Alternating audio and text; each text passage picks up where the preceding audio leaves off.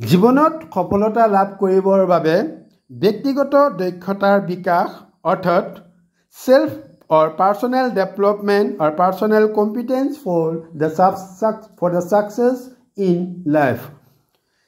আমি আগৰ ভিডিঅ'তে ব্যক্তিগত দক্ষতা কি সেই সম্পৰ্কে আলোচনা কৰিছিলোঁ তথাপি পুনৰ এবাৰ অনুকিয়াব বিচাৰিছোঁ ব্যক্তিগত দক্ষতা বা পাৰ্সোনেল কম্পিটেন্স বুলি ক'লে সাধাৰণতে আমি কি বুজো ব্যক্তিগত দক্ষতা হ'ল এজন ব্যক্তিৰ নিজৰ আবেগ আৰু প্ৰৱণতাক পৰিচালনা কৰাৰ ক্ষমতা ব্যক্তিগত দক্ষতাই ব্যক্তিৰ নিজৰ আবেগ নিজৰ চিন্তাধাৰা নিজে সিদ্ধান্ত গ্ৰহণ কৰিব পৰা ক্ষমতা আৰু নিজৰ আচৰণক বুজি পোৱা আৰু তাক ফলপ্ৰসূভাৱে পৰিচালনা কৰাৰ সক্ষমতাকে সূচায়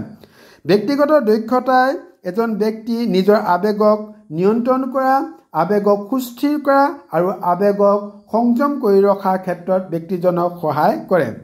ব্যক্তিগত দক্ষতাৰ লগত আত্মসচেতনতা আত্মনিয়ন্ত্ৰণ আৰু আত্ম অভিৰোচন জড়িত হৈ থাকে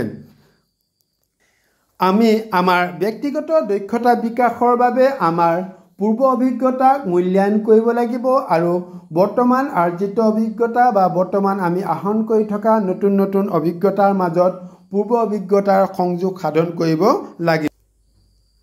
আমি আমাৰ ব্যক্তিগত দক্ষতা বিকাশৰ বাবে নিত্য নৈমিত্তিক নতুনৰ অন্বেষণৰ লগত আৰু নতুন নতুন আৱিষ্কাৰৰ পথৰ সন্ধান কৰিব লাগিব আৰু সেই নতুন বস্তু শিকা নতুন অভিজ্ঞতা আহৰণ কৰা বা নতুন কৌশল আয়ত্ত কৰাৰ ক্ষেত্ৰত আমি অনবৰতে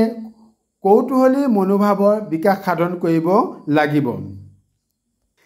ব্যক্তিগত দক্ষতাই আমাক আত্ম অভিৰোচনমূলক দক্ষতাৰ বিকাশত সহায় কৰে কিয়নো আমি দৈনন্দিন জীৱনত কৰি অহা কাৰ্যসমূহ বা কামসমূহ আমাৰ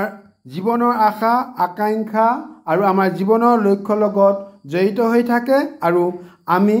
নতুনকৈ শিকিছোঁ কি শিকিছোঁ কিয় শিকিছোঁ ইত্যাদি প্ৰশ্নৰ জৰিয়তে আমাৰ আকাংক্ষিত লক্ষ্য বা আমাৰ জীৱনৰ সপোনৰ লগত আমাৰ নতুন নতুন বিষয়বস্তু আয়ত্ত কৰি তাৰ লগত সংযোজন ঘটাব আমি পাৰিব লাগে দ্বিতীয়তে আমি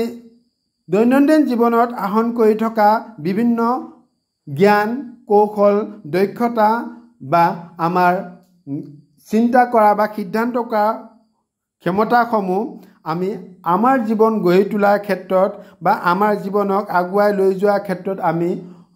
সুউচিত আৰু সঠিক দিশত প্ৰয়োগ কৰিব পাৰিব লাগে ঠিক সেইদৰে আমাৰ ব্যক্তিগত দক্ষতাই আমাৰ সামাজিক তথা আৱেগিক দিশসমূহৰ বিকাশৰ ক্ষেত্ৰতো সহায় কৰে কাৰণ ব্যক্তিগত দক্ষতাৰ লগত আমাৰ ইতিবাচক মনোভাৱ ইতিবাচক চিন্তাধাৰা আৱেগিক বুদ্ধিমত্তা আদি জড়িত হৈ থাকে ইতিবাচক সামাজিক দক্ষতা আৰু সামাজিক সম্পৰ্কৰ বিষয়ে আমি অৱগত হ'ব লাগে আৰু আমাৰ সম্পৰ্ক আমাৰ সমাজৰ লগত আমাৰ ব্যক্তিগত জীৱনৰ সম্পৰ্কীয় ব্যক্তিসকলৰ লগত বা আমি সমাজৰ যিসকল ব্যক্তিৰ লগত আমাৰ সম্পৰ্ক বা দৈনন্দিন জীৱনত আমাৰ সংযোগ আছে তেওঁলোকৰ লগত আমি এটা ভাল সম্পৰ্ক গঢ়ি তুলিব লাগিব অৰ্থাৎ গুড ৰিলেশ্যনশ্বিপ ইষ্টাব্লিছ কৰিব লাগিব ঠিক সেইদৰে আমাৰ ব্যক্তিগত দক্ষতাই আমাক দায়িত্বশীল আচৰণ অন্বেষণ কৰাত আশাবাদী মনোভাৱ গঢ়ি তোলাত নিজৰ জীৱনৰ প্ৰতি আসক্তি বা নিজৰ জীৱনক ভাল পোৱাত আৰু নিজৰ জীৱনৰ বাবে যত্নপৰ হোৱাত ইতিবাচক চিন্তা গঢ়ি তোলাত বা ইতিবাচক মনোভাৱ গঢ়ি তোলাত আমাক সহায় কৰে আৰু এই দিশসমূহে আমাৰ ভৱিষ্যত জীৱনত আগুৱাই যোৱাৰ কাৰণে আমাৰ পথ প্ৰদৰ্শকৰ ভূমিকা গ্ৰহণ কৰে ব্যক্তিগত দক্ষতাৰ অন্য এক গুৰুত্বপূৰ্ণ তথা অত্যাৱশ্যকীয় দিশ হ'ল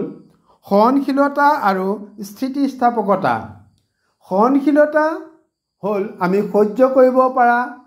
সহন কৰিব পৰা ধৈৰ্য ধৰিব পৰা ক্ষমতা আৰু স্থিতিস্থাপকতা হ'ল আমি একেৰাহে কোনো এটা কামত বা কোনো এটা লক্ষ্যত বা কোনো এটা সংকল্পত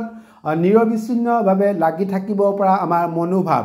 গতিকে এই দুইটা দিশে আমাৰ ব্যক্তিগত দক্ষতা বিকাশত অপৰিহাৰ্য অংগ হিচাপে কাম কৰে যেনে ব্যক্তিগত সহনশীলতা বা স্থিতিস্থাপকতা এজন ব্যক্তিৰ প্ৰত্যাহ্বানসমূহৰ সৈতে মোকাবিলা কৰিবলৈ বা প্ৰত্যাহ্বানসমূহৰ মুখামুখি হ'বলৈ বা